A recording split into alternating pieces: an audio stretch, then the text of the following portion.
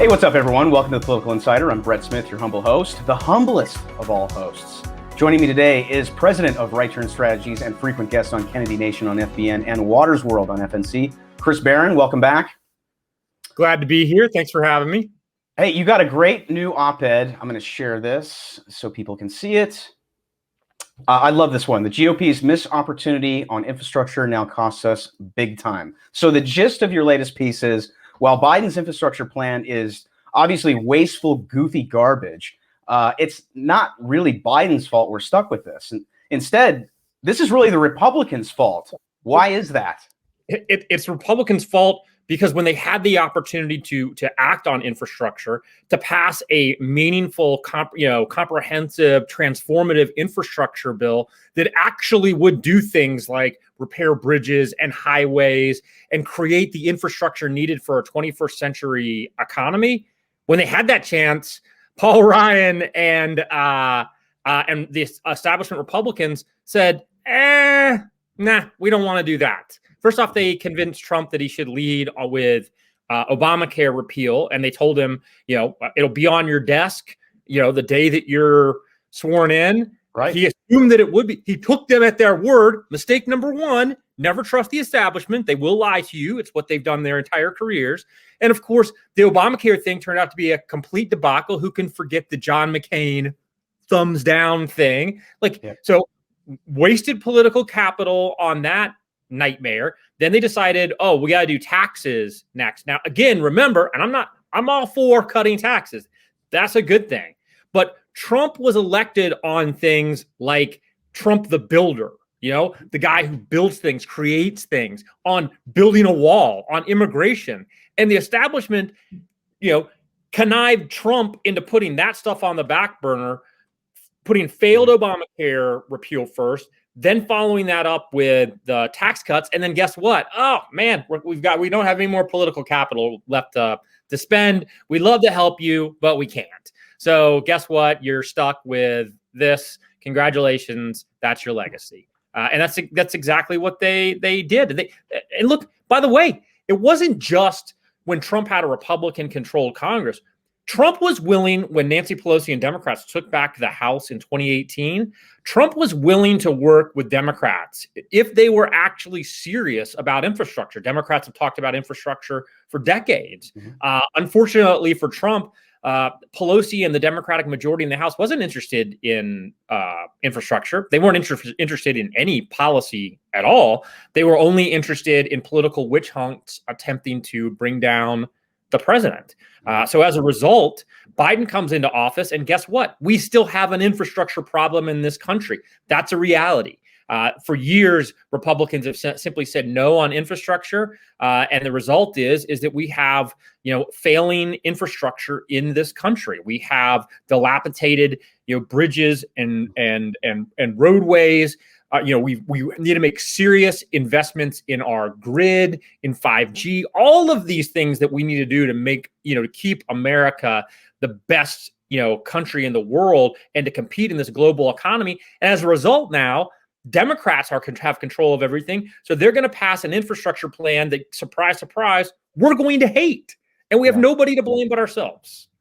Speaking of which, this Democrat plan, or it's really the Biden plan.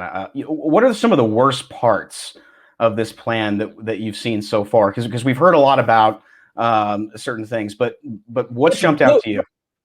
Woke crap, man. I mean, we've got environmental justice things. Like, I'm literally talking about environmental justice in schools, which turns out, read the fine print, what they're talking about is doing away with paper plates and plastic silverware. Like, what the hell does this have to do with infrastructure? The Vice President Biden's chief of staff was on the Sunday shows this weekend saying that we need a new definition for what infrastructure means. That's why we have all this cultural garbage in there. That's why we have things dedicating money to environmental justice, to racial equality, all this crap. No, we don't need to change what the definition of infrastructure is. What we need is we actually need politicians in Washington who are willing to tackle the problems of infrastructure. If they want to have a woke structure bill, then that's what they should call it. They should be honest about what it is. This isn't about repairing, roads and bridges. This isn't about making investments in our electrical grid. This isn't about 5G. This is about a grab bag of woke crap that the Democrats are committed to getting, at all expenses. And again, we made this possible. We made this possible because when we had the opportunity and, quite frankly, the responsibility to do something on infrastructure, Paul Ryan and the establishment refused to go along with Trump and refused to make it happen. Which is bizarre. I'm trying to understand why, but I think we all know why. The establishment didn't want to be associated with any kind of success. No, and it's not just that, though. It is that fundamentally they have opposed meaningful investment in infrastructure. Build your own roads. It's like the battle over big tech. They prefer these really insane libertarian positions that are fine for a college classroom debate, but in the real world, they're meaningless. And in the real world, they're actually doing damage to the Republican political brand. Look, we're the party of the working class right now. And President Trump was willing and committed to spending real dollars investing in infrastructure that would have put working class Americans to work, that would have improved the critical infrastructure, which would have allowed us to grow the middle class, to build our American businesses. And the fact is that doesn't jive with the establishment's approach. The establishment is in the pockets of Wall Street and the crony capitalists, and they weren't interested in infrastructure, and they never have been. And again, it's one of the reasons why for years we struggled to win working class voters, was because they actually care about whether or not their road is decent. They care about whether or not a bridge is going to collapse in their neighborhood. They don't care about Paul Ryan's stupid budget blueprint. They care about immigration. They care about a wall. These are the things they cared about. This is the things that Trump got elected to deal with, and the establishment just wasn't willing to go along. They put their heads in the sand and say, "We've never cared about infrastructure. Why are we going to start now?" It's such a wasted opportunity because because of what Trump was pushing at the time, we ended up becoming the party of the working class, and also he got a lot of union support as well. Which I'm afraid with this new infrastructure bill, it's going to be very similar to the Obama one, which was all it was just a money laundering scheme. The money came in and it went straight to the DNC. And guess what? We could have broken the backs of Democrats' ability to keep unions in their back pocket if we would have had a Republican majority that was willing to work with the president on infrastructure. Yeah, we would be able to not to. I mean, look, Trump already made amazing advances in Latino working class and African American working class voters, but what a missed opportunity to reach out to those people. I mean, and by the way, Trump loves this stuff. He spent an entire career building stuff. Trump would nothing more than to go across this country and attend ribbon cutting ceremonies, christening this new road, that new highway, this new bridge, this new project that's putting thousands of people in this state back to work. He would have loved that. Absolutely loved it. And again, the establishment, no interest in going along with it. And obviously when Democrats took control, they put persecuting the president far above any policy priorities. Yeah, you were close to a lot of the Trump team. In fact, you were considered at one point, from what I remember, of being a part of the Trump team. Were there any major ideas Trump had for infrastructure that maybe you can share with us? Was there anything that was kind of floating around? Trump was willing to open up the checkbook. I mean, at one point there was a Wall Street Journal article that accurately said the president's willing to pour trillions of dollars into an infrastructure plan. And look, here's the reality. The reality is that the American infrastructure is falling apart. It's been decades of neglect and mismanagement.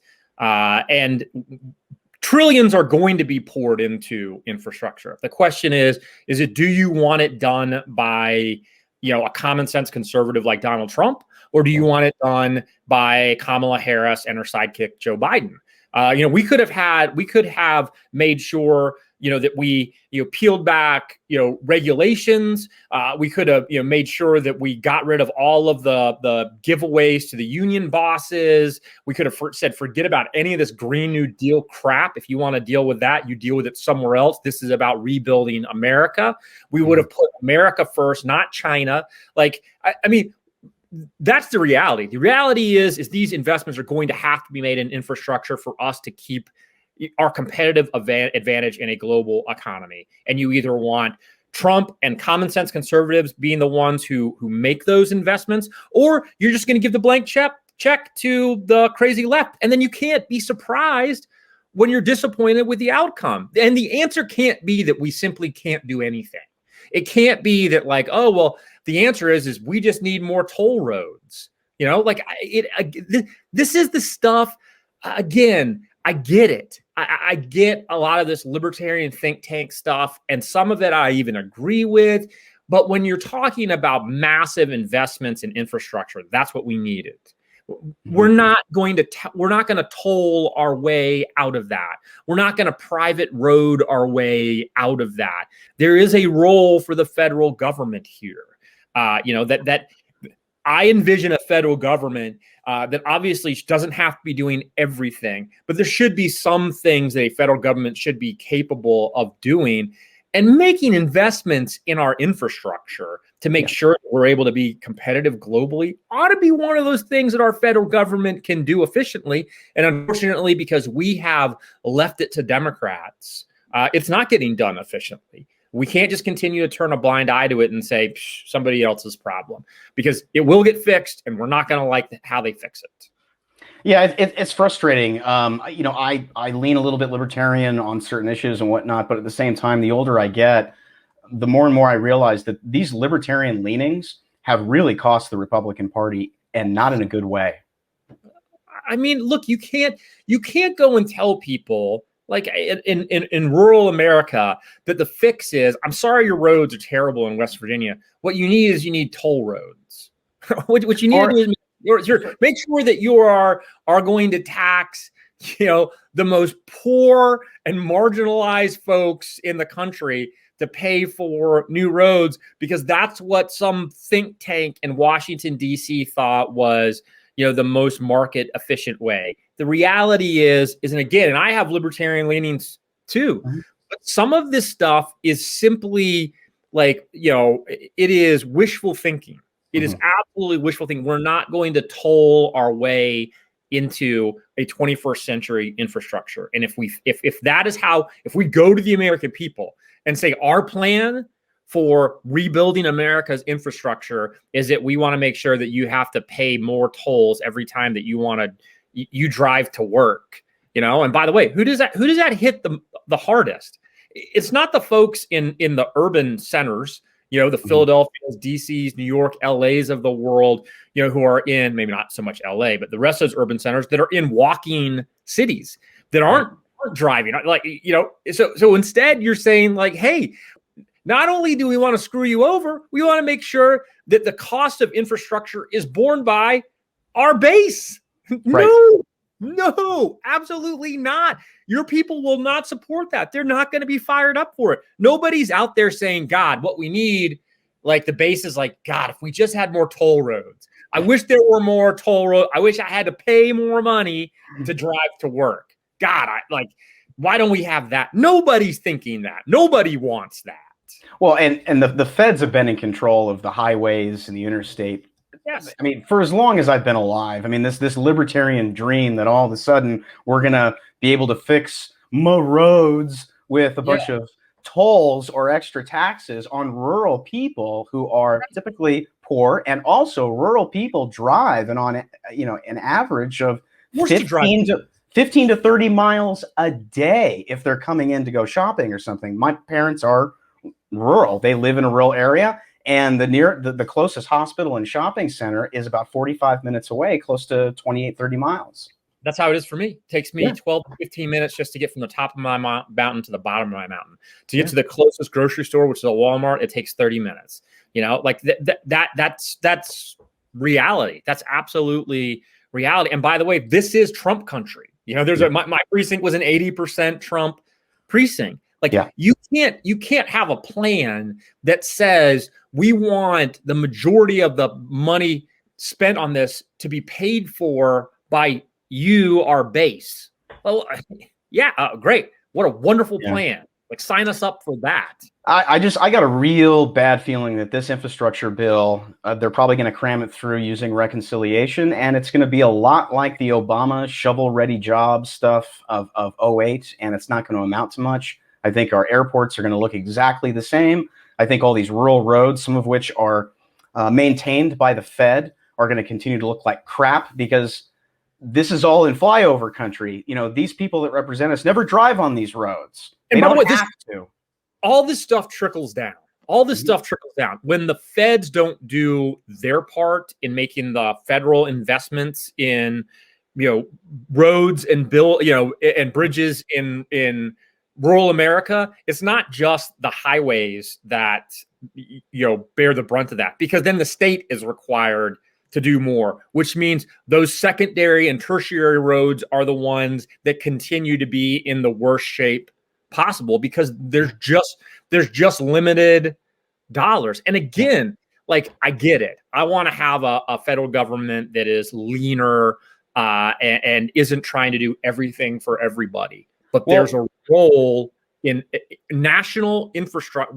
The roads don't stop, you know, at the end of your that's it. I'm sorry, roads only go till the end of Virginia. After that, I don't know what happens. Like that's not how it works. So there's a role for the federal government. There has been a role for the federal government, and like you said, look, we're gonna, you know, we'll have the Obama, you know, Obama 2.0, where we'll end up giving again. And the things that were most egregious from the Obama thing weren't the actual like investments in real things that were happening. It was the Solyndras of the world. And guess what? That's what we're going to see more of.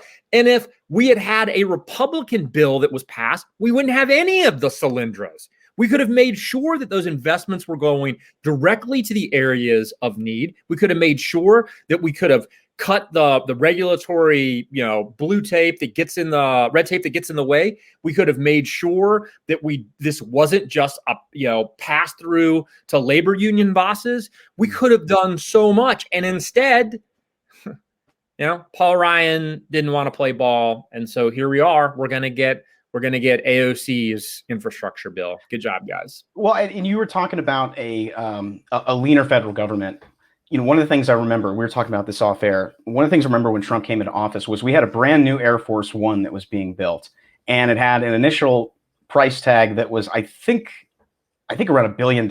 It was an insane number, and even Trump commented on this. I think even before he was sworn in, he was like, "I know we got this new Air Force One coming in, and I gotta you know, give up my plane, which is probably nicer." You know, he's like, but what's with this price tag? Why is this stuff so expensive? Can't we get a better deal? I'm going to talk to Boeing about this, and we're going to figure this out. And he went and he negotiated a lower price on Air Force One. And I'm sitting here thinking to myself, if this guy can go in and do this kind of negotiating when it comes to infrastructure with our roads, our highways, our bridges, and especially our airports, which are just kind of a disaster, especially when you look at other countries like Japan. You know what? We will get a leaner federal government. We're going to get better deals because we've got the deal maker in chief in charge of this stuff who comes from, I think, 2 generations of builders. And this is stuff he would have gotten jazzed about. Yeah. This is stuff that he would have said, wait, how much are we paying for that? That's ridiculous. Get him on the phone now. Like, you know, this is stuff he would have gotten jazzed about. Well, he would have been like, I never paid that much in all my years in New York, or I never paid that much anywhere. So why should we start now? Exactly. And this is the type of stuff he would have wanted to have his hand in all the stuff going on. He would have been committed to this stuff. And by the way, this would have been a legacy item for Trump too. You know, a legacy item of of a dramatically improved American infrastructure for decades that people could say the thank you it's to Donald Trump for getting this done. Thank you for putting America on the footing to be the global leader for the next 100 years. And instead, like I said, we got failed Obamacare repeal. We got the Paul Ryan tax cuts. Fine, whoopee, and that's it. And that's that to me, and we had this conversation off air. I get some frustration when I start thinking about the lost opportunities. Yeah, I didn't vote for Trump so that he could work with Paul Ryan on tax reform. I just didn't. Maybe other people did. I didn't. It was the other way around. I voted for Trump so Paul Ryan would be drug kicking and screaming into success, which is ultimately what happened. Those Trump tax cuts were very good. They were very good to me. Corporate rates went from 34 down to 21. China's is 25, by the way. So we became, worldwide, competitive, which was fantastic. But it just seemed like it was so difficult a task for something that Republicans had been preaching for years. Drop the corporate rates, drop the marginal rates, and then they got it, and they're like, Well, look what Trump had to do to get the wall built, because Republicans wouldn't play ball with him. Literally went through and started redirecting money to get the wall built. I mean, that's how desperate it got for Trump to be able to act on his signature campaign promise. Like, if you asked people, give me one thing Trump promised, number one on that list, he said he'd build a wall. He said he'd build a wall. Yep. And he did build the wall. But it took going around a Republican-controlled Congress to make that happen. Frankly, forget about, we'll deal with Obamacare, but frankly, I don't even know what our cohesive replacement for Obamacare is. So until we have one that we can articulate, so until we can have one to articulate, we need to stop talking about it. I agree. It's not, Obamacare doesn't work, but we don't have a replacement plan. So so they should have led with immigration. The very first thing out of the gate when Trump, there should have been an immigration bill waiting for Trump to sign when he got there. Not an Obamacare replacement repeal that never came. It's like, Jesus, people. Yeah. No, it's bizarre. It's truly bizarre. So this is always the the question we always kind of come back to, which is, why does this keep happening? We give the GOP power, and they don't do anything with it. They just complain when Democrats win. Going forward, how do we change that? No, again, this is on us. Liz Cheney didn't just show up in DC and say, "Hi, I'm a member of Congress." Paul Ryan didn't just say "Oh, the establishment voted for me." No, voters in his district voted for him. At the end of the day, this has got to be on us doing a better job about who we send to Washington and holding them accountable. We cannot continue to have Republicans who don't prioritize what the base actually cares about. I don't care that Paul Ryan didn't want to build a wall. The overwhelming majority of Republicans in this country wanted to. So it shouldn't matter at all what Paul Ryan wants. It should be about what the actual voters who make up the Republican Party want. And that's what they want. And that's what we have to do going forward. We got to make sure that we hold these people accountable. And that means starting in 2022, I've written about this before, taking back the House and the Senate, all fine and dandy. It is important. I'm not saying it's not, but it's also important that we get our caucus in order first. And that means taking out Republicans who simply refuse to accept the new reality of what this party looks like. Yeah, and it's a pro-Trump party. It's a MAGA party. It's an America First party. This isn't your grandfather's GOP. It's not your dad's GOP. We're long gone from that. John. By the way, I actually like John Boehner. If you ever met Boehner, incredibly nice guy, fun guy to have a drink with. I was just going to say, he's probably a guy you want to have a smoke and a drink with, frankly. Because by the way, every lobbyist, when Boehner was speaker, there were a lot of lobbyists who pretended to be smokers so they could go hang out outside with Boehner at fundraising events. But Boehner's got this book out, and he's trashing Trump and trashing Ted Cruz and trashing Fox News, and the establishment's all piling on, and they're like, oh, and Boehner and Ryan are helping raise money for Liz Cheney. And I'm like, who cares? Who cares? Could you be any less relevant to the modern Republican Party? You know what I mean? These guys are so out of touch. I mean, they think that we still care. They're dinosaurs, and nobody's bothered to tell them they're extinct. You know, like you don't even exist anymore, man. Like, they're almost beyond dinosaurs. They're dinosaurs that are in the earth and their bones have crystallized into rock. I mean, this is like they've turned into petrified rocks. They are so old and out of touch and decrepit. Yeah, it's over. So fine, go. I read this Politico article, and they're like, oh, the revenge of the establishment. I was like, what revenge? What revenge? Like, I mean, if you want to go throw money down the black hole that's called Liz Cheney's reelect, have at it. I don't care. Or buy John Boehner's book. I mean, frankly, if Boehner was going to put out a book, this is probably the most opportune time and probably the last window that he'll ever have to anybody even acknowledging or knowing who the hell he even is.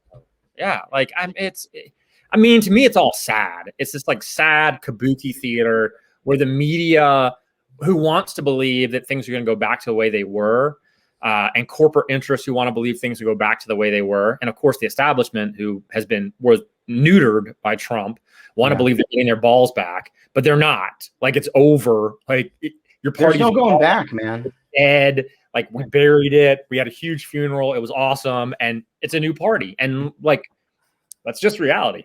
These guys are like the Whigs. They're like whatever was left over when Jefferson formed the Republican Party, and you had the Whigs kind of all still there. And then they just kind of faded away after a while, and the party was over with. But that's kind of what this reminds me of. You've got the MAGA party, which is the new Republican Party, and then you've got these old school Republicans who basically represent the 90s and maybe the 80s, the 90s, and some of the 2000s, and that's it. It's so over.